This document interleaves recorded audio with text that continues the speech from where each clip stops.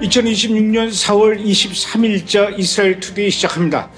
호르무즈 해협을 봉쇄했던 이란이 이번에는 호르무즈 해협 바다 밑에 깔린 해저 인터넷 케이블을 새로운 공격 목표로 설정할 수 있다는 그런 관측이 제기되고 있습니다. 호르무즈 해협은 아랍에미레이트, 바레인, 카타르, 쿠웨이트, 사우디아라비아 등 페르시아만 국가들을 연결하는 해저 케이블의 핵심 통로라고 하죠. 특히 페르시아 남부국가 아랍에미리트와 바레인의 클라우드와 또 데이터 센터 인프라가 집중되어 있다고 하니 만약에 이란이 이걸 노리고 해저 케이블을 공격하게 된다면 인터넷 대혼란이 일어날 것이 분명합니다. 하여튼 이란은 왜 이러는지, 왜 이런 쪽으로만 도대체 머리가 돌아가고 있는 것인지 알 수가 없습니다. 오늘도 혼돈의 중동 그리고 이스라엘 소식 이유진 PD로부터 자세히 들어보도록 하겠습니다. 어서 오십시오. 네. 또 오늘도 중요한 소식들이 많이 있죠. 네. 지난 21일 날 화요일에 이슬라마바드에서 이란하고 미국하고 협상을 하기로 돼 있는데 이란 측이 협상 자체를 못하겠다고 하면서 어쨌든 협상이 이루어지지를 않았어요. 그렇다면 이란은 왜 협상을 거부하고 또 휴전 연장도 거부하겠다는 거죠? 이란 내에서도 의견이 갈리는 상황이긴 한데요.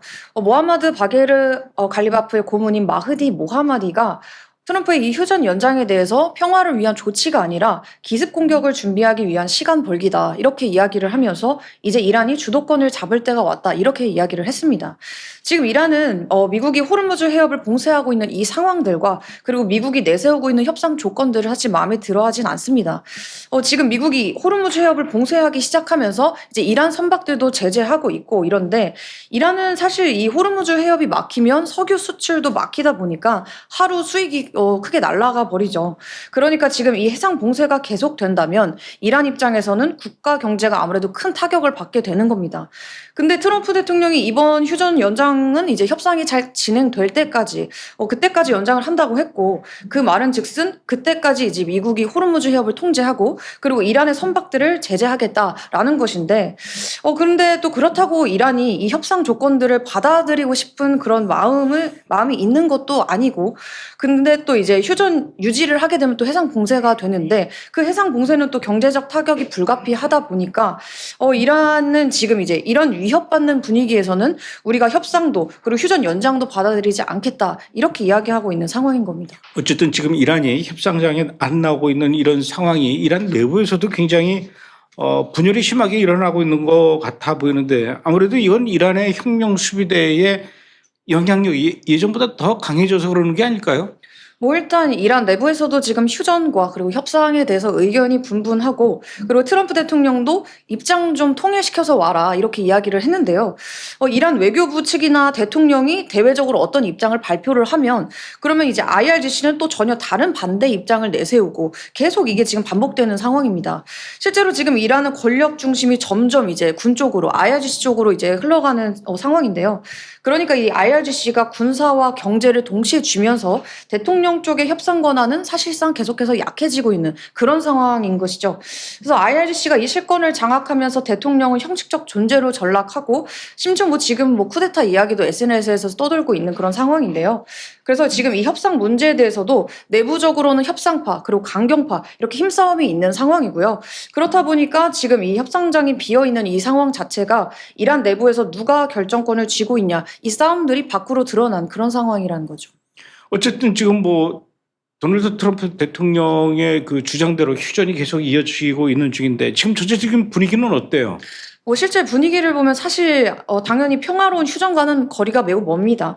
지금 미국은 이란 항구 봉쇄를 유지를 하고 있고 이란 선박도 납포하고 제재까지도 더 강화하고 있는 그런 상황인데요. 군사적으로도 마찬가지입니다. 지금 중동에 배치된 미군의 규모를 보면 항공모함 전단 이제 3개 전단에다가 전투기랑 폭격기, 잠수함까지 전부 다 들어와 있어서 사실상 전쟁 직전 수준의 전력이 이미 깔려 있는 수준 그런 상황이고요.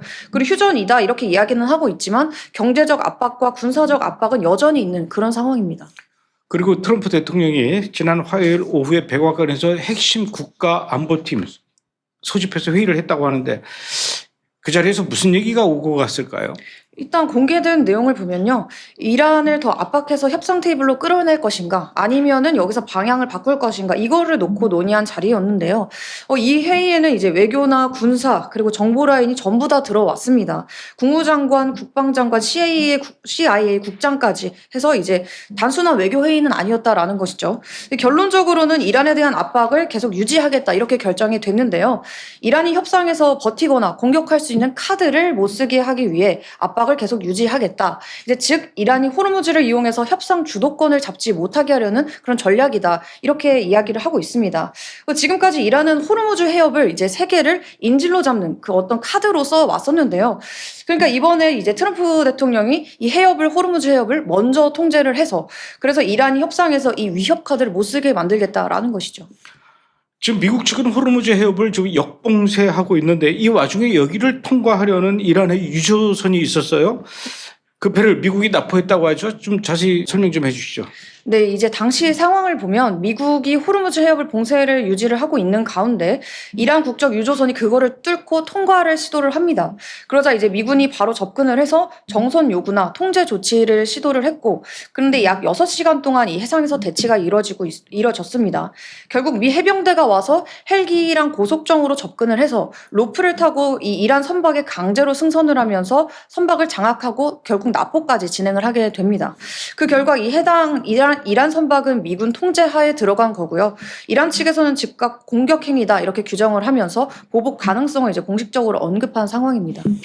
이스라엘 국민들 중에도 이스라엘에 있지 않고 해외에 있는 그런 이스라엘 사람들도 많이 있을 텐데 이란이 이렇게 해외에 거주하고 있는 이스라엘 사람들을 대상으로 테러를 시도하는 그런 네트워크를 적발하고 체포했다고 그래요. 이번에 체포된 이 테러리스트들 어느 나라에서 어떤 활동을 하다가 체포된 겁니까? 이 네트워크는 일단 특정 한 나라가 아니라 여러 국가에서 동시에 움직이던 조직으로 파악이 됩니다. 특징적인 건 이제 현재 있는 외국인들을 포섭해서 이스라엘인이나 유대인을 감시하고 그리고 공격 준비를 하게 했다라는 점인데요. 활동 내용도 단순한 정보 수집이 아니라 이제 아제르바이잔 바쿠에 있는 이스라엘 대사관 또는 유대인 회당, 유대인 인물들까지 표적으로 삼아서 실제 공격을 준비하던 단계였던 걸로 나옵니다. 실제로 이스라엘 측도 이 실제 테러 실행 직전 단계까지 갔다 이렇게 보고 있고요. 이 과정에서 각국에 있는 정보기관과 공조를 통해서 이 관련 인물들이 여러 나라에서 체포된 것으로 알려졌는데요. 이제 아제르바이잔에서는 최소 7명이 체포된 것으로 알려졌습니다. 그러니까 지금 IRGC가 해외에 있는 이스라엘인들까지 겨냥을 해서 조직적인 테러 네트워크를 실제로 작동하고 있었다라는 게 드러난 것이죠. 뿐만 아니라 러시아의 모스크바 공항에서 러시아로 입국하던 이스라엘 사람 40여 명이 강제로 억류됐다 풀어주는 일이 있었어요. 풀어준 거는 뭐 다행이긴 하지만 왜 이렇게 억류했답니까? 일각에서는 이제 러시아가 전쟁 이후에 외국인 입국 심사를 매우 까다롭게 하고 있고 특히 이스라엘과는 아무래도 긴장 상태다 보니까 이스라엘 국적자에 대한 선별적 엄격 심사를 한 것뿐이다. 뭐 이런 말이 있는데요. 하지만 JP 기사를 보면요. 이제 러시아 당국은 이스라엘인들을 이란 전쟁 관련 행동에 연루됐을 가능성 때문에 조사한 것으로 드러났고요. 그리고 일부 조사 과정에서는 이란은 러시아의 동맹이고 이란의 적은 러시아의 적이다. 이런 발언이 있었다고 합니다. 즉 이들이 단순 관광객이 아니라 이스라엘과 이란 전쟁에 연결된 인물인지 그걸 의심해서 일단 잡아놨다라는 것이죠. 이후에 이제 이스라엘 외교부가 즉각 대응에 나섰고요. 그렇게 해서 러시아 측과 협의가 진행이 되면서 그래서 결국 입국이 허용이 된 거고 그리고 전원 석방이 된 것이다. 이렇게 전해졌습니다. 지금 이 사건에 대해서 이스라엘 측에서는 용납할 수 없는 조치다. 이렇게 이제 공식적으로 항의를 한 상황입니다. 그리고 지금 이란은 50일 동안이나 인터넷이 차단됐다고 그래요. 요즘 같은 세상에 인터넷이 5시간도 아니고 5시간 인터넷 차단돼도 아마 답답해서 미칠 것 같아요. 그런데 50일씩이나 인터넷이 안 된다면 어떻게 과연 생활할 수 있을까요? 전 국민이. 그야말로 이란은 인터넷이 끊긴 대혼란 이런 상황일 것 같은데 전쟁 때문에 끊어진 겁니까? 아니면 이란 정부가 끊은 겁니까? 일단 뭐 전쟁 때문이라기보다 이란 정부가 의도적으로 끄는 상황입니다. 작년에 이제 이란 반정부 시위대가 시위를 시작을 했을 때 그때부터도 이제 이란 정부가 인터넷을 끊고 그때 3만 명 이제 시민들을 죽였죠. 그리고 이번 전쟁이 시작됐을 때 또다시 이제 전면적으로 인터넷 차단을 시작을 한 겁니다. 이란은 원래도 이제 큰 시위나 정치적 불안이 생기면 인터넷을 차단해 왔었는데요. 이번에도 전쟁 초기부터 그런 조치가 들어간 거고 외부 정부 유입을 막고 이제 내부 여론이나 시위 확산을 이제 통제하는 그런 수단으로 사용을 하고 있습니다. 근데 문제는 이게 너무 길어졌다라는 건데요. 지금 50일이 훨씬 넘게 사실상 글로벌 인터넷이 막힌 상태라고 하니까 일상생활은 물론이고 특히 이제 경제적 타격이 굉장히 크다고 합니다. 온라인 매출 같은 경우는 최대 80%까지 떨어졌고 일부 기업은 아예 문을 닫는 그런 상황까지 지금 나왔고요. 정부가 이제 이란 정부가 대신 국내 인트라넷을 제공을 하고는 있는데 해외 거래랑 이런 해외 서비스가 막혀버리니까 아무래도 실제 기업 운영에는 거의 도움이 되지 않는다 이런 이야기가 나오고 있습니다. 그래서 지금 상황은 이제 단순히 불편하다 이 수준이 아니라 경제 활동 자체가 마비되는 수준의 이 정도의 혼란이 이어지고 있는 상황이고요. 근데 또 그 와중에 인터넷 연결 암 시장은 또 번창하고 있다 이런 얘기가 나오고 또 있습니다. 암 시장이 있군요. 그야말로 석기 시대는 아니지만 뭐 한 3, 40년 전으로 돌아갔을 것 같아요. 자, 그리고 지난 4월 21일 날 화요일인데 이날은 이스라엘에서 레바논과 지금 한참 불안정한 휴전 속에서 이스라엘에서는 78번째 독립기념일 기념식을 했다고 해요. 기념식 어디서 했고 어떤 식으로 기념식을 한 겁니까? 이 행사는 이제 이스라엘에서 가장 상징적인 국가 행사 중 하나인데요.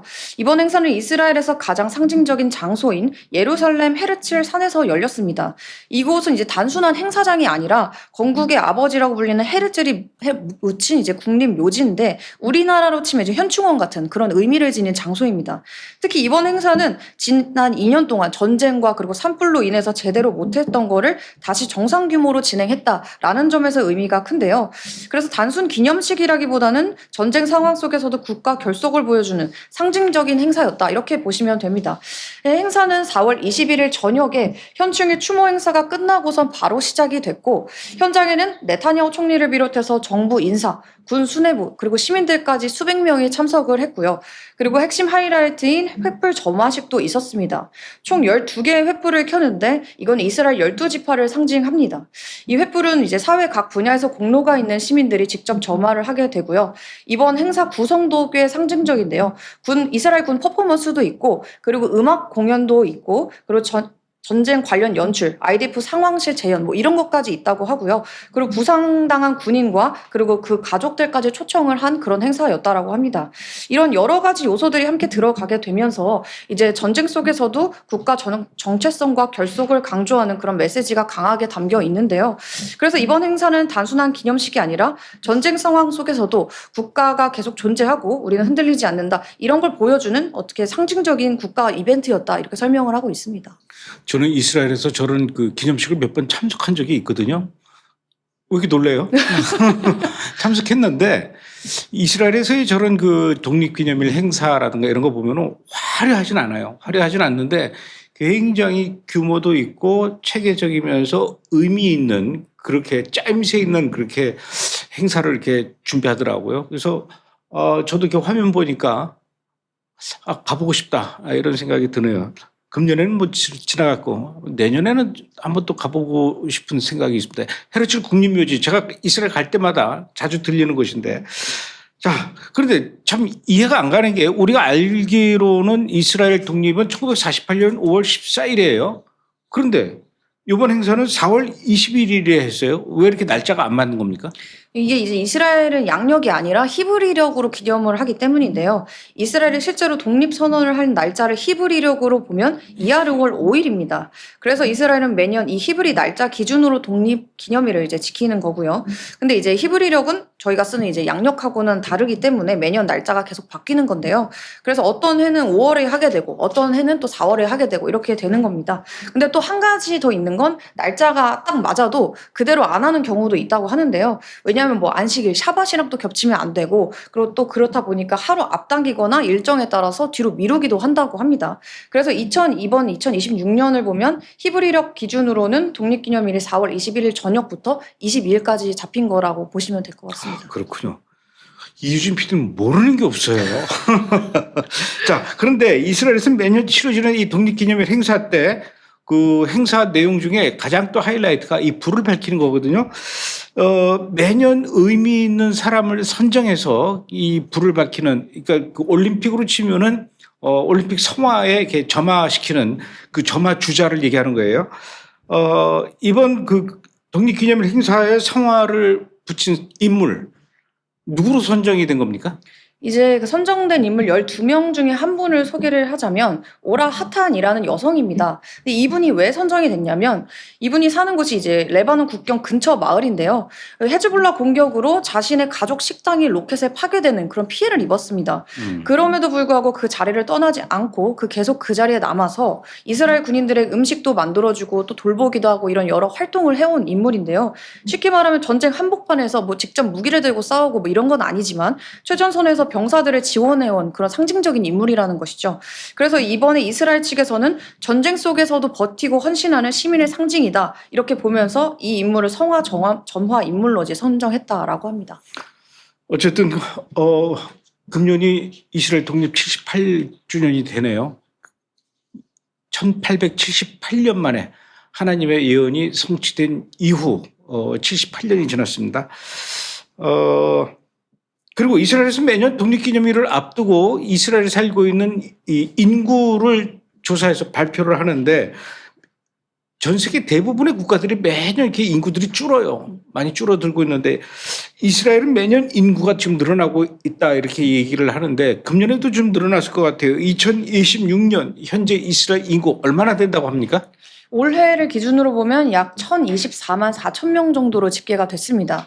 구성도 같이 보면 유대인이 약 70%대 초반이라고 하고요. 아랍계가 약 20% 정도, 그리고 나머지는 기타 소수 집단으로 나뉘어져 있는데요. 이제 특징적인 건 아까 말씀하신 것처럼 계속해서 인구가 증가하고 있다라는 점입니다.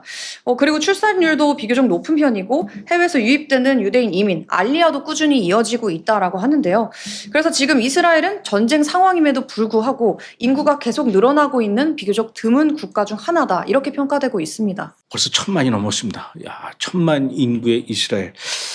그리고 이스라엘과 관련해서 이번에 아주 그 전 세계 사람들이 이스라엘을 미워할 수밖에 없는, 그래서 화나게 하고 공분하게 했던 일이 이스라엘 군인에 의해서 발생이 됐는데 이스라엘 병사가 레바논에서 예수상을, 그 조각상이죠, 그거를 망치로 부수는 그런 장면이 카메라에 찍히고 그것이 공개되면서 세상이 아주 그냥 난리가 났는데 자초지종을 좀 한번 설명을 해 주시죠. 먼저 시작은 이제 레바논 남부의 기독교 마을에서 한 이스라엘 병사가 예수상을 망치로 부수는 사진이 이제 SNS에서 퍼지면서 시작이 됐습니다. 이게 순식간에 확산이 되면서 전 세계적으로 강하게 반발을 하는 그런 상황이 된 거고요. IDF 측에서도 나중에 이 사진 진짜 맞다라고 공식적으로 확인을 했고요. 그리고선 바로 이제 군의 가치에 완전히 어긋나는 행동이다 이렇게 선을 그으면서 조사하고 조치하겠다 이렇게 발표를 했습니다. 그리고 이후에 조사 결과까지 보면 실제로 병사 한 명은 실제로 파손하는 행위를 했고, 그리고 한 명은 그걸 촬영하는 사람이었고, 그 주변에는 6명의 나머지 제지하지 않고 있던 병사가 있었다고 합니다. 그래서 지금 이 부분에 대해서도 이스라엘 내부에서도 지금 공분하고 또 이 병사에 대한 강력한 조사와 조치가 지금 이루어지고 있는 것 같아요. 이스라엘 언론에서도 이번 사건에 대해서 아주 강하게 지금 비판하고 있는 것 같은데 어떻게 진행되고 있습니까? 우선 조치부터 보면요. 예수상을 부수는 병사와 그리고 그 해당 장면을 촬영한 병사가 30일간의 구금 처분을 받았고, 그리고 전투 임무에서도 전부 제외가 됐습니다. 또 이 현장에 있었음에도 사건을 보고하지 않았던 그 주변에 있었던 나머지 6명 병사에 대해서는 별도의 조치를 취할 것이다 라고 하는데요. 이스라엘 언론에서도 이 사건에 대해서 이제 단순 일탈이 아니라 이스라엘군 전체에 대한 도덕적 경고 신호다 이렇게 평가를 하고 있습니다. 그리고 후속 조치도 있었는데요. 이스라엘 측이 그곳에 있었던 현지 주민들과 협력해서 파손된 예수상을 새 예수상으로 교체를 했고요. 그리고 이스라엘군은 이번 사건에 대해 깊은 유감을 표명을 하면서 레바논에서의 작전은 민간인이 아닌 테러 조직 헤즈볼라만을 겨냥한 것이다. 이렇게 다시 한번 분명하게 이야기했습니다. 일단 그런 일이 있다고 해서 뭐 이스라엘이 모른 척하고 그냥 넘어가거나 뭐 부인하거나 그게 뭐 어때서 이러는 게 아니라 일단 시인하고 이건 분명히 잘못됐다고 인정을 하고 심지어는 그 깨진 예수상 새 걸로 다시 또 설치해 줬다라고 하니까 그나마 좀 다행이다라는 생각이 드는데 하필 이때 또 옳다구나 하고 이 폴란드 외무장관까지 나서서 한마디 거들었어요. 뭐 좋은 소리는 안 했을 텐데 뭐라 그랬습니까? 폴란드 외무장관 라도스와프 시코르스키는 이 병사는 반드시 처벌받아야 한다 이렇게 이야기를 하면서 IDF 병사들이 스스로 전쟁 범죄를 인정했다 뭐 이런 식으로 이야기를 했습니다. 또한 단순한 일탈이 아니라 이스라엘 군의 행동 전반에 대해서도 지적을 하면서 훈련 방식에 문제가 있다 이렇게 강하게 발언을 했는데요. 이에 대해서 이스라엘 외무장관 기드온 사르도 이제 지적을 했습니다. 시코르스키의 발언에 대해서 근거 없는 명예훼손이다 이렇게 일축을 하면서 이 시코르스키가 군사작전에 대해 심각한 무지와 이해 부족이 있다 이렇게 또 비판을 맞받아쳐서 했습니다. 그러면서 모든 전쟁에는 작전 사고가 당연히 발생한다. 근데 그럼에도 불구하고 테러리스트 사상자 대비 비전투원 사상자 비율은 다른 어떤 서방 군대보다도 이스라엘군이 우수하다 이렇게 주장을 했는데요. 그리고서는 시코르스키에게 이야기한 게 지난주 폴란드 의회에서 벌어졌었던 이 수치스러운 반유대주의적 행태나 규탄해라 이렇게 촉구를 했습니다. 이 반유대주의적 행태가 이제 폴란드 의회에서 그 폴란드 의원이 다윗의 별을 나치 스와스티카로 바꾼 그런 이스라엘 국기를 펼쳐들었던 그런 사건을 이야기하고 있었습니다. 하여튼 이 폴란드는요, 이 유대인들하고 참 악연이 많이 있습니다. 어찌됐든. 물론 뭐 당연히 이스라엘 병사가 잘못한 것은 맞아요. 근데 뭐 이스라엘 병사들 중에도 다양한 종류의 사람들이 있고 제가 보기에는 아마 정통 유대인 병사가 아니었을까 싶어요. 원래 정통 유대인들은 예수를 싫어하니까. 근데 그게 이게 이 정도로 이 사진 한 장이 이렇게 전 세계를 흥분하게 할 만큼의 그런 사건인가? 뭐 사실 그동안 기독교를 대상으로 한 혐오 범죄도 다른 나라도 많이 있지 않았었습니까? 기독교인들을 대상으로 뭐 잔혹하게 참수한다든가. 혹시 그런 부분에 대해서 이렇게 설명한 그 기사나 논조 이런 건 없었습니까? 한 유대인 온라인 커뮤니티에 이제 전직 미 국가안보국 NSA 및 그리고 미 공군 분석가의 분석이 올라왔는데요. 이번 사건에 대해서 조직적인 내러티브 전쟁이다 이렇게 표현을 합니다. 물론 예수상을 파손한 이스라엘 병사의 행동 이거는 분명히 잘못인데 실제로 처벌도 이루어졌고 이스라엘 정부도 유감을 표명을 했고요. 근데 문제는 이 사건이 과연 전 세계가 이렇게까지 들끓을 정도의 일이냐라는 것인데요. 지금 전 세계를 보면 기독교인을 대상으로 한 탄압이나 폭력 심지어 학살까지도 계속해서 보고가 되고 있습니다. 근데 이런 사건들에 대해서 국제사회가 강하게 비난을 하기는커녕 알면서도 침묵을 하는 경우가 굉장히 많죠. 오히려 기독교에 대해서는 무관심하거나 비판적인 분위기가 더 강했던 것도 사실입니다. 근데 이번 사건은 이상하게 흘러가는데요. 사람이 뭐 죽은 것도 아닌데 예수상 파손 이미지 그거 하나로 불과 12시간 만에 전 세계가 동시에 반응을 했다라는 겁니다. 심지어 기독교인 학살에는 관심도 없던 이들까지도요. 근데 이 분석가는 이 지점을 주목을 하는데요. 다른 지역에서 벌어진 실제 기독교 대상의 대규모 폭력보다도 이스라엘과 관련된 이 사건이 훨씬 더 국제적 관심을 크게 받는 이 패턴이 계속해서 반복돼 왔다라는 겁니다. 이 사례가 전형적인 그 사례고요. 한 군이 동상 하나를 파기한 사건이 단 12시간 만에 수백만 건의 노출을 기록하는 하나의 정보작전처럼 확산이 됐고 그 과정에서 검증되기 이전에 미리 이제 과도한 증폭이 되고 강한 프레임이 설정이 되고 심지어 재활용된 영상까지 뒤섞이면서 정보 환경이 말 그대로 포화 상태가 됐다. 이런 분석입니다. 결국 이 사건은 단순한 훼손 사건을 넘어서 하나의 이미지가 어떻게 정밀한 도구로 활용이 돼서 여론을 움직이고 그리고 국제 이슈로까지 증폭이 되는지를 보여주는 대표적인 사례로 볼 수 있다. 이렇게 이야기합니다. 아주 건수 잡았어요. 예.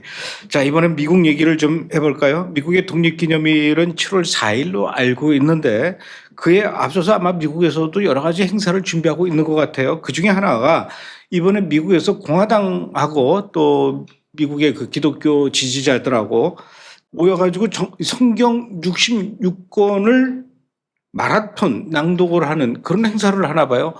하여튼 미국에서 이런 행사를 해요. 근데 이 행사에 도널드 트럼프 대통령도 참석해서 성경을 낭독했다고 해요. 트럼프 대통령은 어느 부분을 낭독했을지 궁금하네요. 네, 이번에 이제 미국 건국 250주년을 앞두고 대형 이벤트가 진행이 된 건데요. 독립기념일 7월 4일 전까지 계속해서 여러 기념 행사들이 진행될 예정입니다. 그중 하나가 바로 아메리카 리드 더 바이블이라는 이름의 성경 66권 전체를 7일 동안 릴레이로 읽는 마라톤 낭독 행사입니다. 근데 어디서 하냐면 이제 워싱턴 DC에 있는 성경 박물관에서 진행이 되고 있고요. 4월 19일부터 25일까지 아침부터 밤까지 계속 이어지는 그런 방식입니다. 참여 규모도 꽤 큽니다. 정치인과 목회자, 연예인 등 약 500명 가까운 인사들이 돌아가면서 성경을 낭독하고 있고요. 마르코 루비오나 피터 헥세스 같은 공화당 핵심 인사들도 참여를 했습니다. 그리고 말씀하신 대로 트럼프 대통령도 영상 메시지를 통해서 참여했는데요. 트럼프 대통령이 읽은 구절은 구약의 역대하 7장 11절부터 22절로 온 나라가 겸손한 마음으로 기도하고 하나님께 돌아오라 이런 강력한 메시지를 담고 있습니다. 결국 이번 행사의 핵심 메시지는 미국에 뿌리는 성경에 있고 다시 신앙으로 돌아가야 한다라는 것이었습니다. 트럼프 대통령이 어쩌고 저쩌고 미국이 어쩌고 저쩌고 뭐 얘기를 하지만 이게 미국의 힘인 것 같아요. 정치 지도자들하고 목사님들하고 같이 모여서 일주일 동안 새벽부터 저녁 오밤중까지 이렇게 성경을 돌아가면서 읽는다는 거. 특히 워싱턴 DC 그 백악관 근처에 있습니다. 이 박물관이 성경 박물관이. 저는 가봤어요. 이 성경 박물관. 목이 놀래요. 백악관 근처에 성경 박물관이 있다라는 것도 참 대단한 일이에요. 부러운 일인데 어쨌든 이곳에 모여서 이렇게 성경을 읽는 게 지금 현재 미국의 힘이라고 저는 그렇게 생각하는데 우리나라는 정치인들한테까지는 기대하지 않아도 좀 우리나라에서 좀 영향력이 있다라는 큰 교회 목사님서부터 작은 교회 목사님들 이렇게 모여가지고 나라의 이 독립기념일 광복절이라든가 이런 데를 앞두고 우리도 이렇게 좀 일주일 동안 성경 낭독 마라톤 같은 거 이런 거 좀 배웠으면 좋겠어요. 배우지 않고 흉내만이라도 냈으면 좋겠습니다. 어쨌든 근데 이걸 가지고 또 미국 내부에서 비판하는 사람도 있어요. 네, 맞습니다. 이제 보도에 따르면 이 행사 자체가 공화당 인사들, 복음주의 인사들 이렇게 중심으로 구성이 되어 있어서 편향된 행사다 이런 비판이 나왔는데요. 이 밖에도 여러 비판의 소리가 있긴 했습니다. 정리를 하면 이제 민주당 쪽에서는 종교를 정치에 이용한다 이렇게 이야기를 하고 있고 일부 종교계에서는 신앙을 도구화한다 이렇게 이야기를 하고 공화당 내부의 일부도 이제 정치적으로 부담이 될 수도 있다 이렇게 여러 가지 다른 방식의 비판이 지금 동시에 나오고 있는 상황입니다. 알겠습니다. 미국 얘기 하나만 더 합시다. 예. 바빠요? 아니요. 어떻게 가야 돼요? 하나만 더 물어볼게요. 예. 미국 뉴욕의 한 고등학교에서 소변기에 이스라엘과 관련된 전단지가 발견됐다라고 해서 한바탕 난리가 났다라고 하는데 무슨 내용의 전단지였고 이거 누가 이렇게 소변기에다 이런 걸 갖다 놓고 소변에 적시는 짓을 했습니까? 전단지 내용을 보면은 뭐 혐오 전단지나 뭐 이런 게 아니라 이스라엘 독립기념일 행사를 홍보하는 그런 포스터였습니다. 이제 학교 내에 있는 이스라엘 문화 동아리가 음식이나 뭐 음악 같은 이런 행사 홍보를 하려고 붙인 그런 전단지였는데요. 근데 이제 일부 학생들이 이 전단지를 뜯어서 남자 화장실 소변기에 집어넣는 그런 행위가 발생한 겁니다. 근데 이 장면이 또 사진으로 찍혀서 퍼지면서 반유대주의 논란까지도 번지게 된 건데요. 학교 측에서는 이제 즉각 조사에 나섰고 관련 학생들은 이제 징계 절차가 진행된 것으로 알려져 있습니다. 근데 이 사건을 더 키운 포인트는 이 학교의 이사회 의장 딸이 이 사진을 SNS에 올리면서 잘했다 계속해라 이런 식으로 댓글을 달아서 논란이 더 커진 거고요. 결국 사과까지 이어졌다고 합니다.